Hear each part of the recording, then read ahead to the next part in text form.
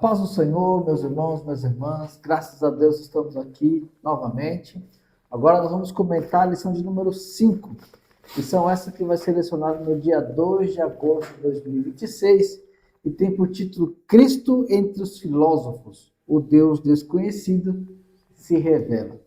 Para comentar essa lição está aqui o presbítero Alexandre e também o nosso irmão Ricardo. Professores e professoras, a paz do Senhor. Irmão Ricardo, vou pedir para o irmão fazer uma oração para nós começarmos aqui. Oremos. Nosso Deus, nosso Pai, estamos mais uma vez aqui reunidos, seus servos, Senhor, para falar da sua santa e gloriosa palavra. Fica conosco, o Espírito Santo nos guia, nos dá sabedoria, nos dá inteligência, nos revela a sua palavra, que possa ser uma bênção aos nossos corações e aos ouvintes específicos, os professores e as professoras. Em nome de Jesus nós pedimos e agradecemos. Amém. Irmão Ricardo, também vou pedir para o irmão fazer a leitura do textuário e da verdade prática. Vamos lá.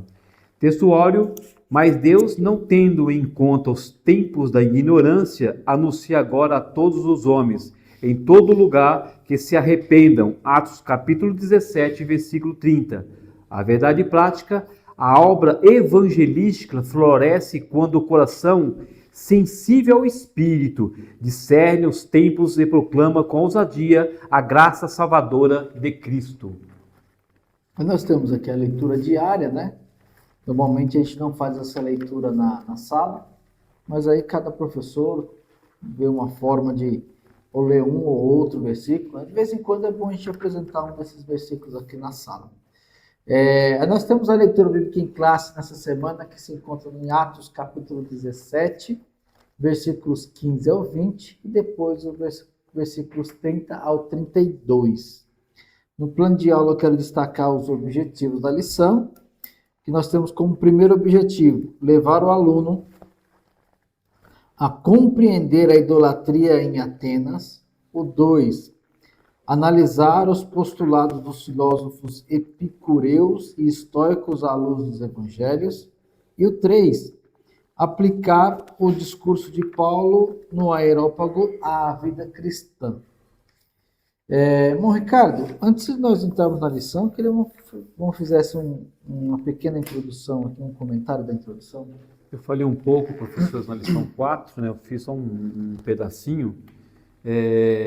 Quando Paulo ele foi a Atenas, alguém acha que ele foi como turista, né? Falei um pouquinho, né? Isso eu comentei um pouquinho na lição 4. Se fosse eu, provavelmente eu ia querer conhecer o templo, queria conhecer lá, né, a cultura, as pessoas, né? Então, mas Paulo, a ideia dele não era isso aí não, a ideia dele era fazer de alguma forma, ele usar alguma estratégia, alguma inteligência, alguma sabedoria do Espírito, ser guiado pelo Espírito para fazer missões naquele lugar. Então ele foi como missionário, ele não foi como turista, para deixar bem claro, né? É que hoje as pessoas, tem muita gente que vai, como pensa que vai como missionário, na verdade está sendo um turista, tem que tomar um cuidado, que às vezes é até sustentado, né? Uma igreja X, né? Hoje não é só a Assembleia que faz missão, né? As batistas faz missão, né? Então, e outras igrejas, não precisa ficar falando nomes que faz missão, mas ele tem o seu salário, mas para ele fazer a missão, não para ser turista. Agora, se uma pessoa tem condições e ele quer conhecer o lugar como turista, não tem problema também. Mas aqui no caso aqui da lição 5, a ideia é que ele foi como missionário mesmo. Palavra-chave aqui, evangelho. Tá bom, professor? Se alguém quiser fugir do assunto, eu quero falar sobre o anticristo. Não, a palavra-chave aqui é o evangelho. Então vai ser 45, 50 minutos sobre a palavra evangelho. Então a gente sempre dá uma olhada, né, se alguém está fugindo do assunto, e você vai lá, a palavra-chave aqui é evangelho. Só um comecinho aqui interessante, imagina, que fala assim: cheio do Espírito Santo, ele discerniu que por trás da sabedoria humana havia corações carentes de salvação. Então ele olhou pessoas, por isso que o olhar dele não é um olhar de turista, o olhar dele é um olhar mais profundo, que ele via nas pessoas, né, ele sentiu a paixão pelas almas ali. Então a mente dele ali era voltada às almas, a paixão ali pelas almas, a salvação de pessoas, não só para conhecimento de cultura, ou conhecer os templos, que tinha muito ali. A ideia dele ali ele era apaixonado pelas almas. Isso aí. Entrando no ponto 1, nós temos aqui o contexto histórico cultural e religioso de Atenas. Então, no item 1 aqui nós temos Atenas, o centro intelectual marcado pela idolatria. O item 2, o início da evangelização na sinagoga. E o item 3, a proclamação do evangelho na ágora. Um ponto importante que nós temos que comentar, a Atenas, o comentarista até colocou aqui, ela é o berço da filosofia. Então, pensadores como Sócrates, Platão, Aristóteles, que são praticamente os principais nomes da filosofia, não são só eles como filósofos, mas nós temos aqui 3 homens que, dado a cultura e a tradição aí e até um pouco de livros, contexto histórico, Sócrates veio primeiro, Platão foi discípulo de Sócrates e Aristóteles discípulo de Platão. Na Grécia Antiga nós tínhamos 2 cidades importantes, tinham outras, mas as 2 se destacavam. Atenas, por ser uma cidade de pensadores, de comerciantes, de artesãos, e tinha muito essa questão do estudo da filosofia. E nós tínhamos a outra, que era Esparta, que era uma cidade de guerra.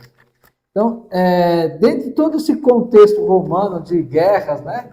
Depois veio os gregos, dominaram, os romanos dominaram. Basicamente, a cidade que permanece é Atenas.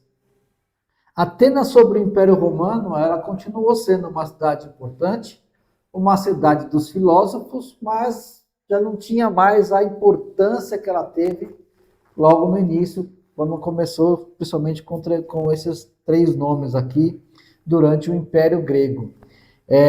O comentarista até coloca assim que, contudo, por trás dessa sofisticação havia uma religiosidade profundamente idólatra e politeísta. Lucas registra a reação de Paulo, que se comoveu ao ver a cidade entregue à idolatria. E é interessante esse ponto aqui, porque nós vivemos num momento da sociedade, o Brasil tem isso, a Europa vive isso, né, de uma forma geral, em que parece que conhecimento e religião não andam muito juntos. E nós vemos que para os gregos de Atenas aqui nesse momento não é algo, para eles era algo normal. Até porque, isso é importante, a religião grega fazia com que os deuses tivessem características humanas, isso fazia com que eles se apegassem um pouquinho mais a isso, até porque os deuses é algo da cultura da época. Então pensa aquele homem estudado, que conhecia, mas tudo que ele ia fazer, talvez ele seguia falando de oráculos, nós falamos um pouquinho disso na aula passada, né? Tinha que seguir um oráculo do deus tal, da deusa Atenas, do deus assim, do deus assado, e assim por diante. Então, Paulo, quando ele chega em Atenas, ele vê esse cenário. Embora muito conhecimento, uma idolatria enorme, e aqueles homens sem uma direção, sem conhecer o verdadeiro Deus, né? E aí, irmão Ricardo, pode continuar aqui o item 2, comentar mais alguma coisa aí? Foi bem explicado, né, Mancho? Você deu uma boa explicação aí. Tem uns detalhes, como essa lição é uma lição para professor, tem coisa que nós falamos aqui que eu não vou falar na sala, né, de aula, não, né? O aluno é um outro departamento, né, mas para professor, só para entender, essa cidade aí, a importância dela já era mais cultural. Você falou, porque politicamente falando e militarmente falando, ou político-militar, ela não tinha mais, ela já tinha perdido já esse foco de poder, né, de glória, ela já tinha ido embora, não existia mais. Mas quando ele chegou lá, ele encontrou lá uma cultura interessante. E o que eu acho interessante, Paulo, ele era estrategista, né? Mas porque assim, existe alguns lugares, ele percebia, pô, ali tem um grupo, uma sinagoga de judeu. Aí, ele era muito inteligente. Ele falou, bom, como é judeu, e eu também sou judeu também por nascença, vamos pensar assim, eu era de lá da parte dele. Eu vou falar do Antigo Testamento. Olha, era muito estrategista. Eu vou falar do Antigo Testamento e do Antigo Testamento, que eles vão entender, porque o judeu, para o Antigo Testamento, são apaixonados. Eu vou falar do Antigo Testamento e vou contar algumas histórias, e dentro desse Antigo Testamento eu vou apontar Cristo. Ele tirava alguns assuntos, você pode ver que Paulo ensinou uma coisa que não sei o que aconteceu, né? Nós perdemos um pouco da pregação cristocêntrica. Paulo, ele tinha uma pregação cristocêntrica, ele tirava algo do Antigo Testamento. É muito interessante isso aqui. Ele tirava uma história do Antigo Testamento, irmão Alexandre, e dali ele apontava Cristo. Isso é pregação cristocêntrica. Só que com o passar do tempo, nós perdemos isso, né? Isso é coisa rara, né, de uma pessoa hoje pregar uma pregação cristocêntrica. Mas ele conseguia, mas é porque ele é uma estratégia. Tem judeu, eles vão entender e eu vou pregar Cristo. A questão é, todos aceitavam? Não, como até hoje é assim. Todos aceitam? Não, mas às vezes aceita um, aceita dois, é que a gente falou em São 4, né? Basta um, né? Aceita um, aceita dois, isso que é importante. Que às vezes esse um, ele vai pregar para outro, e esse outro vai pregar para outro, e é assim que a igreja vai crescendo. A igreja cresceu assim. A Assembleia de Deus, ela cresceu com Jesus salva. A Assembleia de Deus não cresceu com Jesus salva, com a teologia que nós temos hoje. A igreja cresceu, a teologia é importante? Lógico que é. Só que a igreja cresceu com Jesus salva, e a igreja a Assembleia de Deus ficou desse tamanho. Eles pregavam o evangelho, porque nós somos pentecostais, o assembleano ele prega ou ele sai para pregar, para depois estudar, ele não é tradicional. Os tradicionais assim, estuda 4, 5 anos para depois pregar, perde-se muito tempo. Nós já falamos muitas posições sobre missões, né? Nós falamos muito. Então, o que acontece? Paulo, ele primeiro saía para pregar, porque ele era pentecostal, mas Paulo era pentecostal, e foi Paulo que pregou sobre os dons, sobre, né? Fruto do Espírito, tudo isso vinha do ensino de Paulo. Ele saía para pregar, ele pregava, né? É interessante. Isso é muito forte, porque o pentecostal ele sai, prega para depois estudar. Isso é muito forte. Olha só, esse método de Paulino de apresentar o evangelho é o mesmo empregado em Tessalônica, está lá em Atos 17:2. O evangelho que Paulo pregava tinha como foco inicial os judeus e posteriormente os gentios. Então ele focava os judeus, mas ele não era aquele cara que esquecia do gentil. Não, mas ele também ele focava os dois. Só que ele via aquela multidão de judeus, ele pregava, e depois ele também não deixava de focar aos gentios. Está lá em Romanos 1:16. O método de Paulo na sinagoga era de argumentação e persuasão, dialogando com judeus e gentios tementes a Deus com base nas escrituras judaicas, buscando convencê-los a respeito do reino de Deus. Então ele tentava convencer, mas usando base no Antigo Testamento, porque ele sabia que com isso ele ia chegar. E chegava, né? Com essa ele conseguia, ele alcançava o seu objetivo. Isso aí. E é importante, irmãos, aqui algo interessante, porque Paulo, ele não foi parar, até complementando o que o irmão Ricardo começou falando aqui na introdução, Paulo ele não foi parar em Atenas, porque ele também tinha uma direção para ir em Atenas. Ele foi para Atenas, de certa forma, fugido.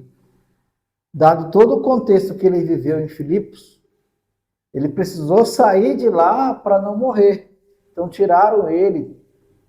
Ele foi para lá. Silas e Timóteo permaneceu, levaram ele para Atenas, e diante de Atenas, olha só como é o coração de alguém que, e aqui isso me chama a atenção, eu acho que é uma das coisas que, é uma das coisas que é importante nós comentarmos com os alunos.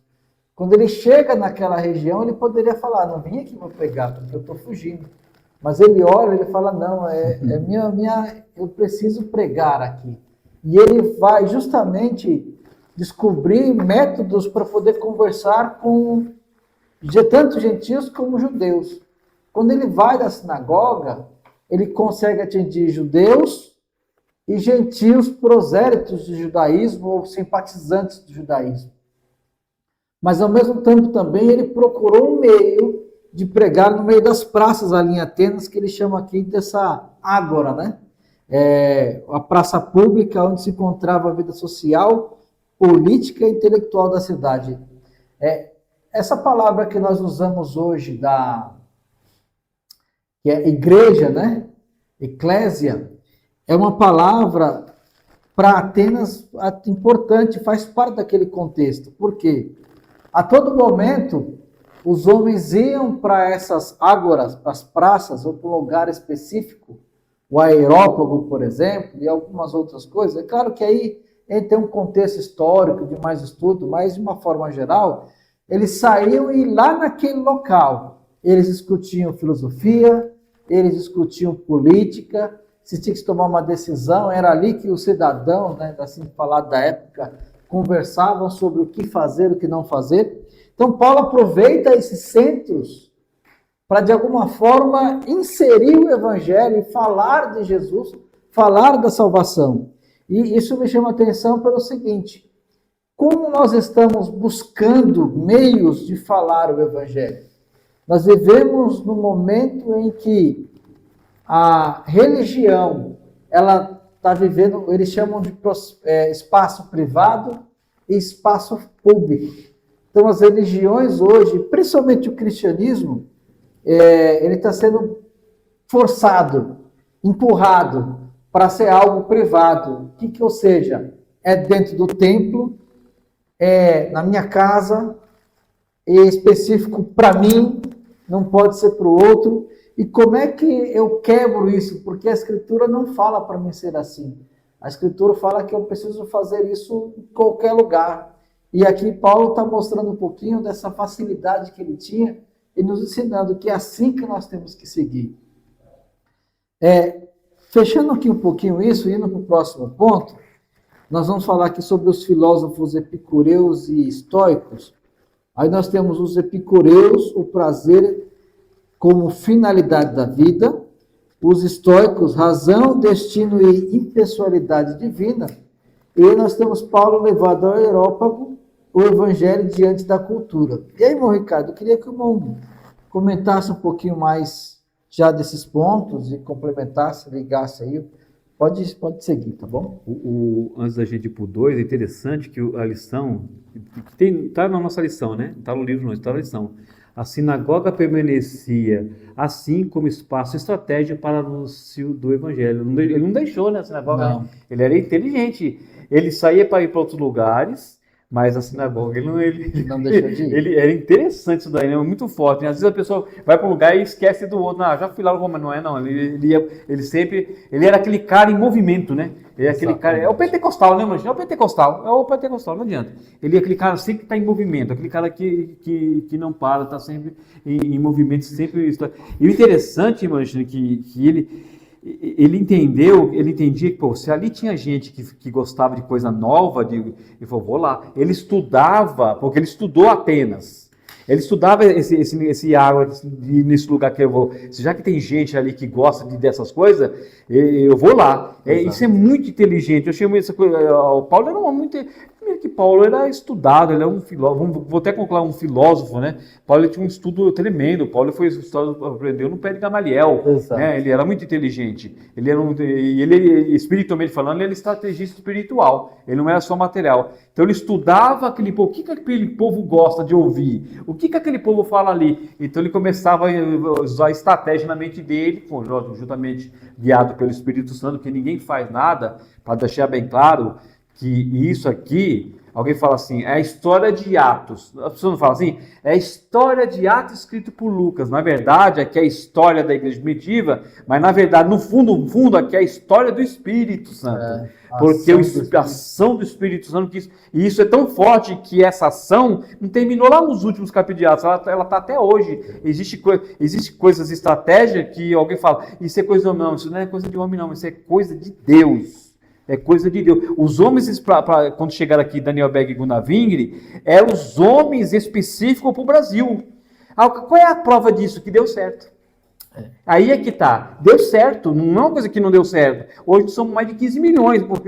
Você vai falar com uma coisa dessa que não deu certo? Se começou com 2 homens e não deu certo. Então é a prova que eles foram guiados pelo Espírito Santo. E o Espírito Santo, só para deixar bem claro, essas pessoas que os dons foi para aquele tempo, né? Hoje não se prega nada disso. Os dons é para até hoje e o Espírito Santo trabalha na sua vida, na minha vida. Até um professor de escola dominical é muito importante, que a gente vai ver. Não é só pregar o evangelho, você precisa também fazer discípulos, você precisa cuidar dessa pessoa. Senão ele se desvia, não criar alicerce, qualquer vento de doutrina ele está saindo fora porque ele não teve alicerce. Ou seja, não teve alguém com paciência, que no caso nós somos professores, de ensiná-lo direitinho para quando vier qualquer diversidade aí de doutrina, ou diversidade na família, ou financeiramente falando, ele não, né? Estou indo embora. Mas quando ele está criado, ele tem alguém fez ele como discípulo, ele não tem como ele fugir disso, porque ele tem um alicerce profundo, né, quando acontece. Eu achei engraçado aqui sobre esses epicureus, os epicureus e os estoicos, né? Os epicureus, eles diziam, aproveita a vida. É um contraste, né? Os epicureus falavam, aproveita a vida, já os estoicos não diziam, aguenta a vida. Um falava, aproveita a vida, já o outro não, aguenta a vida. Parece como se alguém fala, um falava sobre prazer e o outro já pregava já a dor, né? Parece que a dor para eles ele também era interessante. Razão, né? Precisamos viver no autocontrole. No autocontrole. Engraçado é que tem algumas coisas, né, Alexandre, até hoje, sobre mais ou menos isso daí, né, até hoje. Tem outros nomes, que eles vão mudando de nomes, né? Senão não pega mais, você vai chamar um camarada. Ou epicureus, o pessoal vai dizer, sabe chamando de quê? É esquisito, né? Mas naquele tempo eles eram assim. Mas assim, a ideia, a doutrina deles, ela existe até hoje. Tem algumas coisas que tem gente que acredita nisso, né? É importante esse detalhe, porque os epicureus, os estoicos, nessas divergências entre eles, cada um dos seus grupos seguiam.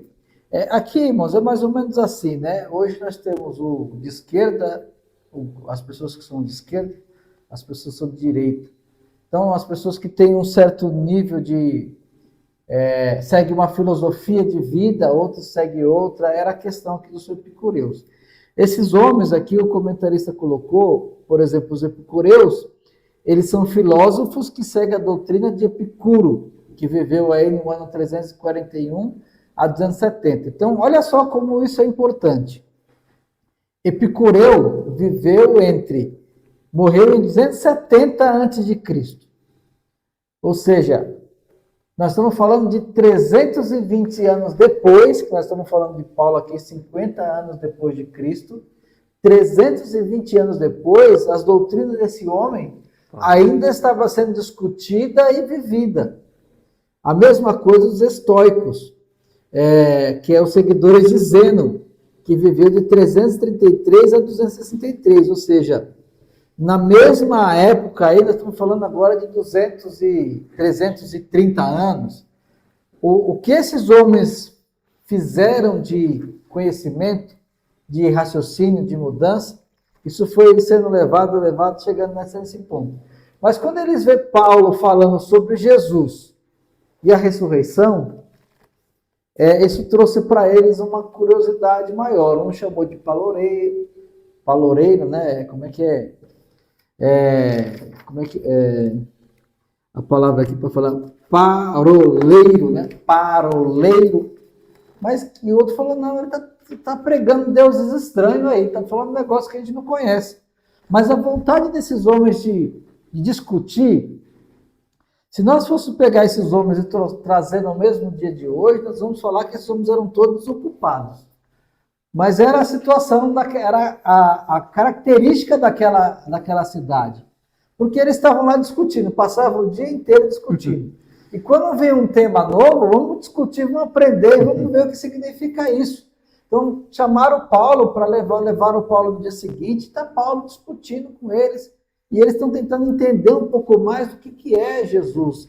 E Paulo se aproveita disso para falar de Cristo, para anunciar Jesus e a ressurreição. No item 3 aqui, que é Paulo levado ao Areópago, ele vai falar o seguinte, olha, o evangelho diante da cultura. Aí ele fala assim, diante das reações diversas, Paulo foi levado ao Areópago, local que designava tanto a colina de Marte como o conselho de sábios atenienses. Alguns o desprezaram, chamando de paroleiro, enquanto outros demonstravam curiosidade diante do ensino estranho, que anunciava Jesus e a ressurreição. Veja que, de uma forma geral, Jesus e a ressurreição ia de encontro com a doutrina dos epicureus e dos estoicos. Epicureus, porque para eles tinham que viver a vida humana o mais rápido possível, porque depois não tinha mais nada depois da vida. E para os dos dizendo, que era que os estoicos, eles eram até de certa forma orgulhosos, porque eu tenho o domínio da minha vida, eu vou ter o meu autocontrole, eu vou fazer o que eu quero. E aí, quando a gente fala sobre a pregação de Cristo, entregue sua vida a Jesus, deixa que ele te guie. E aí ele fala assim que esse episódio nos ensina que devemos estar preparados para apresentar a fé cristã em contextos intelectuais e culturais desafiadores, sem diluir a verdade do Evangelho. Então, diante dessas situações difíceis, aqui nós temos duas coisas importantes, 2 pontos importantes que eu quero grifar. O primeiro é o quanto eu tenho conhecimento e possibilidade para apresentar Cristo no cenário de intelectual e cultural desafiador. E o segundo ponto é quanto eu estou próximo ou entregue ao Espírito Santo para receber uma direção e uma palavra certa para falar nesses meios.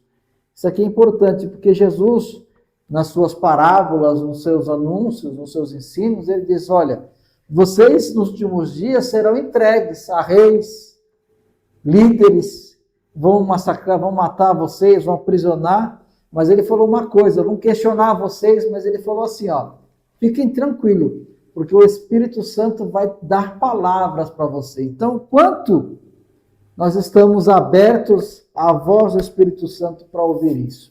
Bom, Ricardo, nesse ponto 12 aqui, vamos ter mais algo a comentar aí, a falar?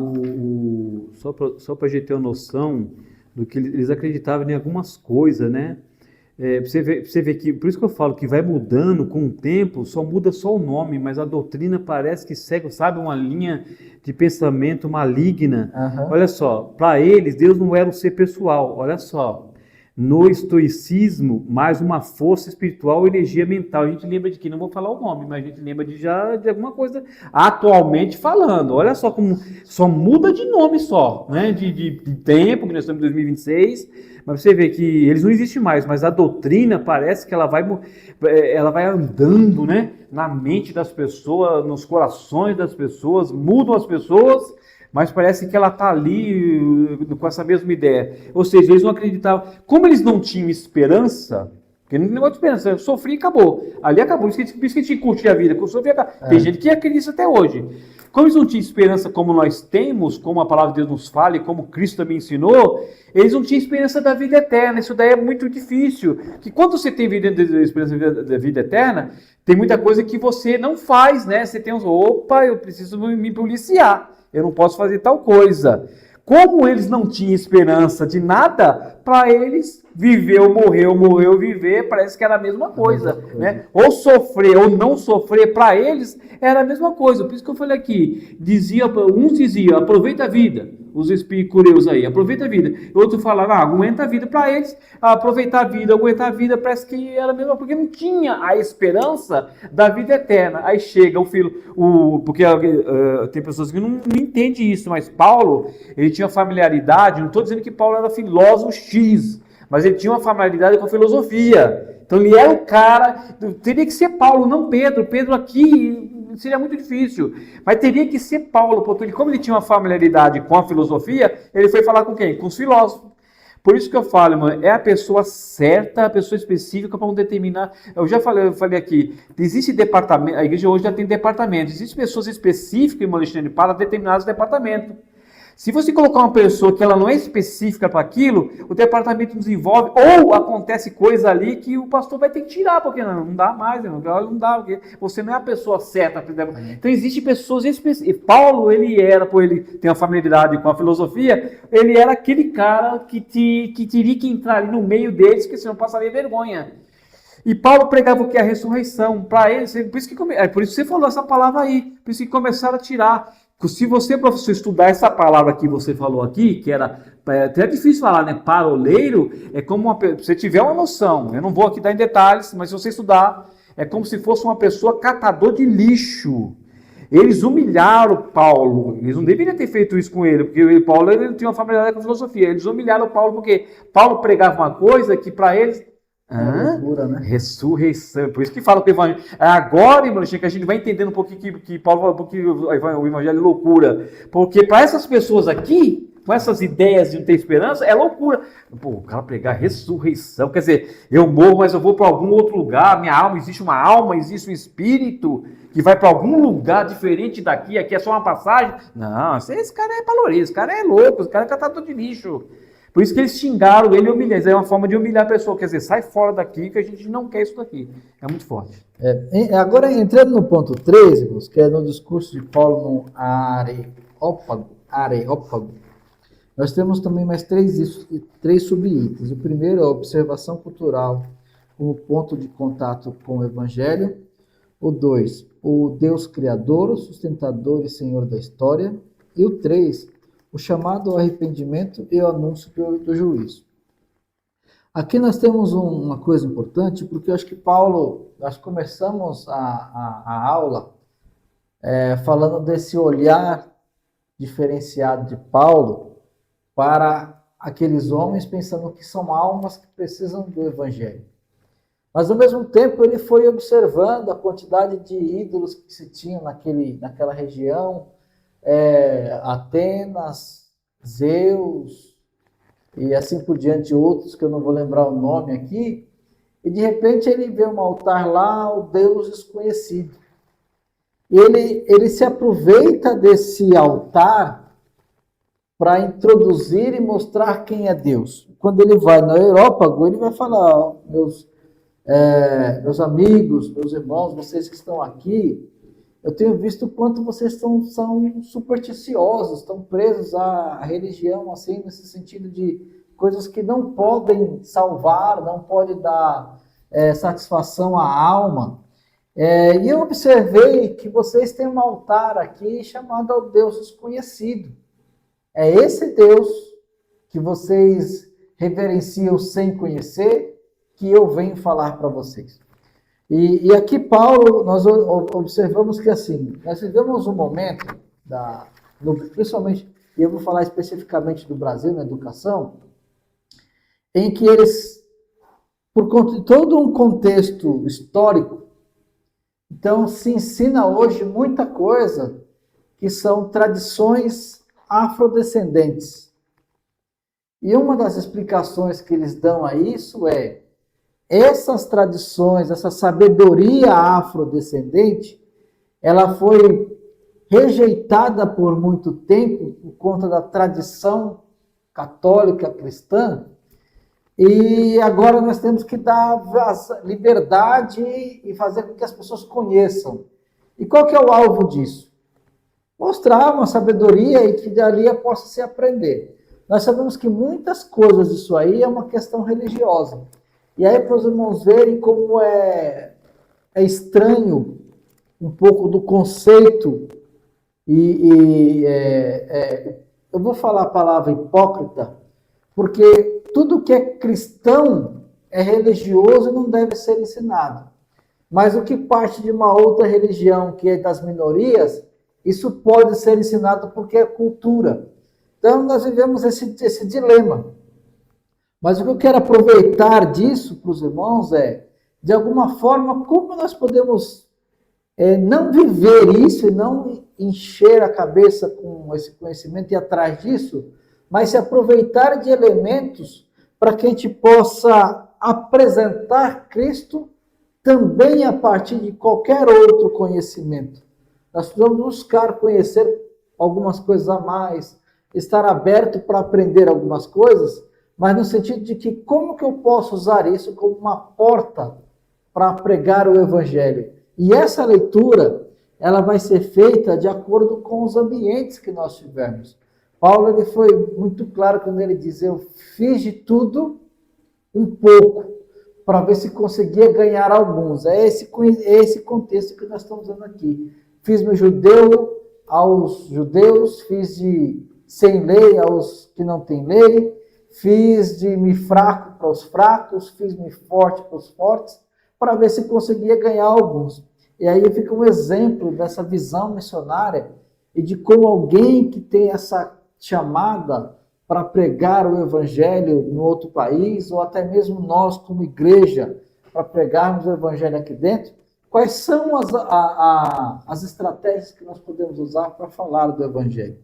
E aí, meu Ricardo, queria que eu comentasse agora o item 2, item 3, complementasse o que eu falei. O comentarista aqui, ele fala uma coisa interessante, daqui a pouco eu mostro mais alguma coisa aqui. Ele fala assim que Paulo coloca a revelação no lugar da filosofia, olha só, e contrasta o monoteísmo com o panteísmo estoico. Ou seja, ele trocou a filosofia pela revelação. Paulo tinha muita revelação. Então, para Paulo ali, ele queria mostrar algo que eles não conheciam. Exato. É tanto que o comentarista fala, que os estudiosos falam que Paulo, porque Paulo, eles pegaram Paulo, ó, vem aqui, que a gente vai ter que levar você em algum lugar aqui. Ele fala assim, ó, outros acharam que o ensino parecia eles precisavam, a gente precisa investigar, porque chamou a atenção o que Paulo falou. A gente precisa, o que esse cara está falando? Ele está falando o que aí? Porque eles não conheciam, Alexandre, para eles era um negócio muito novo, né? Eles entendiam muito de filosofia. A filosofia para eles era muito forte. Paulo, ele trocou a filosofia pela revelação, que chamou muita atenção. Vamos pegar esse Paulo aí e vamos levar esse que você está falando, vamos levar para algum lugar específico. Olha só. Olha só, havia uma investigação mais profunda, e com esse objetivo, Paulo é levado ao Areópago pelos filósofos epicureus e estoicos por causa do seu ensino estranho, está lá no versículo 18 e 20.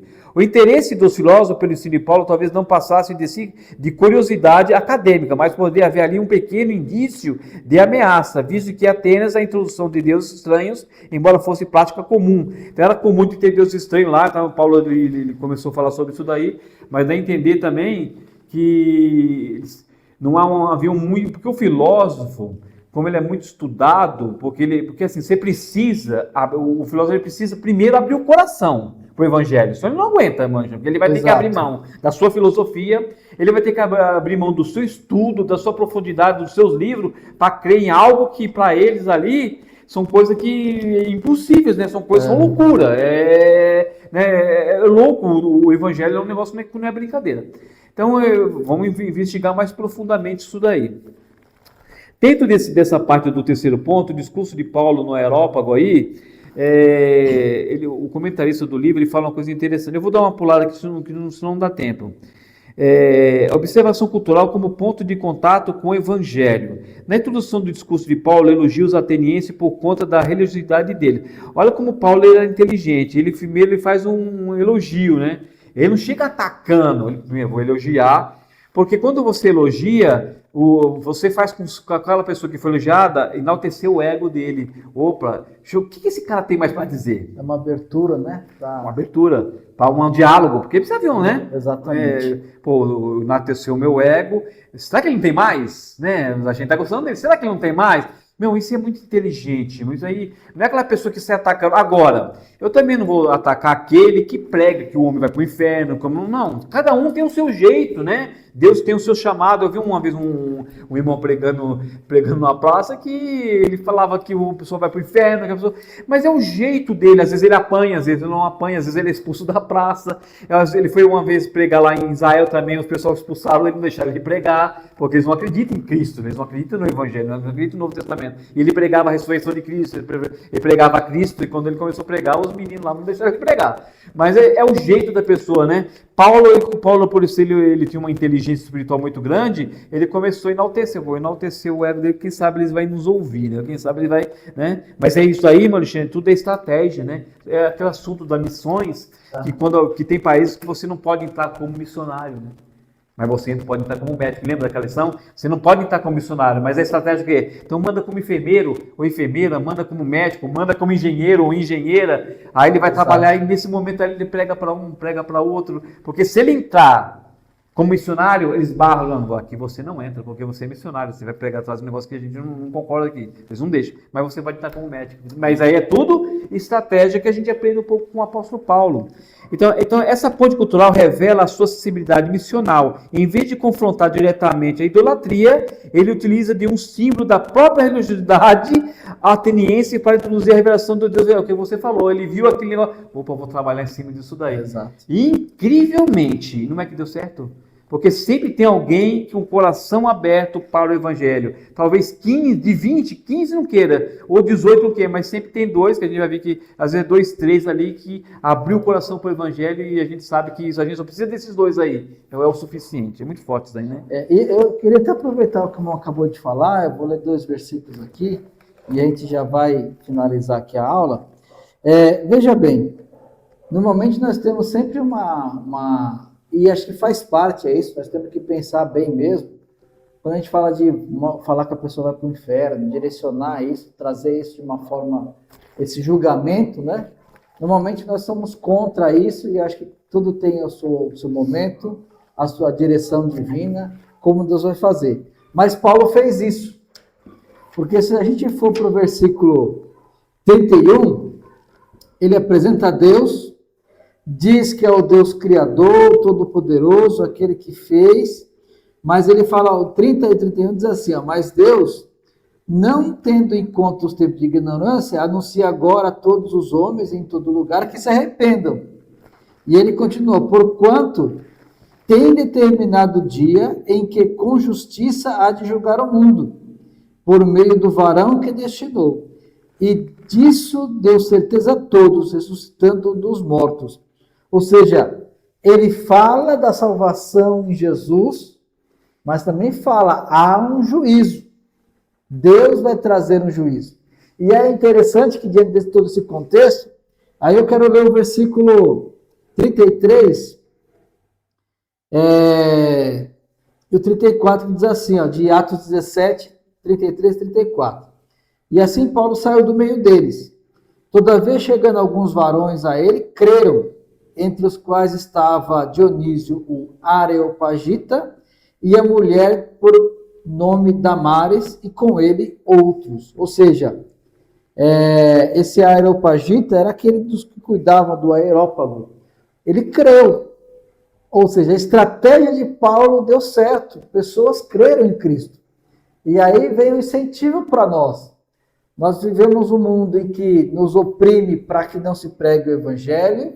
Nós vivemos num momento em que, esses dias, isso foi notório aí, saiu nas redes sociais, alguém fez menção de Deus em uma reunião do Estado e ele já foi reprimido, que é justamente, ou seja, o ambiente público não se fala de religião, então ele já foi reprimido por conta disso, mas nós temos que, de todas as formas, buscarmos, não temos medo disso, porque Jesus, ele quer salvar pessoas das mais diversas classes, e ele quer nos usar, e nós temos que estar abertos a essa direção aqui. Bom, Ricardo, tem mais algum comentário, alguma coisa para rapidinho, só interessante, Alexandre, se eles fazem, por que a gente também não faz? É o que nós estamos fazendo aqui, né? Se esse ensino da escola dominical aqui, que é a lição 5, ele vai para o YouTube, a gente está certo, a gente também tem que ir. Se eles vão para os seus podcasts, por que nós, né, os pastores, nós professores, nós também não fazemos isso? É uma estratégia, por que a gente também não enfrenta isso e coloca a cara a tapa e vamos fazer também? Se eles fazem, nós também vamos fazer. Porque você pode ver que ele é um lugar que reunia filósofos. Exato. Paulo entrou ali no meio, ele se infiltrou de alguma forma ali. Paulo foi tão inteligente que ele não precisou nem fazer muito esforço, levaram ele. Ele falou, vocês nem estão sabendo, vocês estão me levando para o lugar onde eu queria ir. Eu quero ler a conclusão, porque acho que aqui tem um ponto importante que vale a pena a gente falar. Ele diz assim, o discurso de Paulo permanece como referência para o diálogo cristão com a cultura. Parte da realidade do ouvinte reconhece os sinais de verdade presentes na sociedade e com fidelidade conduz à revelação de Deus em Jesus Cristo. O Evangelho demonstra ser capaz de dialogar com qualquer filosofia sem perder seu poder de confrontar consciências e chamar todos ao arrependimento e à fé no Cristo ressuscitado. Qualquer menção de um Evangelho que não busca confrontar, não é o Evangelho de Cristo. O Evangelho de Cristo, ele vai dialogar, mas sempre haverá um confronto para a mudança, para que o homem se converta a Cristo. Meus irmãos, que Deus os abençoe em nome de Jesus e possa abençoar a sua aula no domingo.